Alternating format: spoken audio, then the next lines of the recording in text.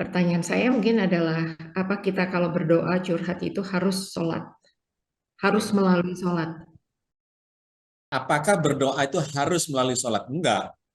Tetapi sholat itu adalah bentuk media curhat berdoa yang paling efektif. Hmm. Karena dikondisikan semuanya. Mulai diwudhukan. Gitu ya. Itu aja sudah membangun niat. Badan ini secara fisikal dikondisikan karena jiwa itu memang tidak bisa lepas sepenuhnya dari badan. Badan yang capek membuat kita tidak bisa khusyuk pasti.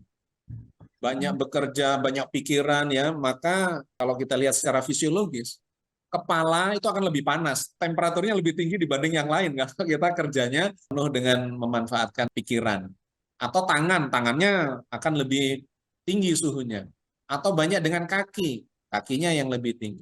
Maka ketika diwudhukan, itu akan terjadi proses pendinginan dan meratakan suhu badan. Efeknya ternyata pada mood itu jadi lebih segar, menjadi lebih siap, gitu ya. Secara moodnya itu menjadi lebih bagus, dan kemudian hormon-hormonnya, serotoninnya, gitu ya, endorfinnya apa segala macam, itu akan membuat mood kita lebih bagus, dan itu akan menjadi frame bagi kesadaran kita menuju pada gelombang alfa theta yang disebut khusyuk itu, gitu ya. Jadi ini saling berkait.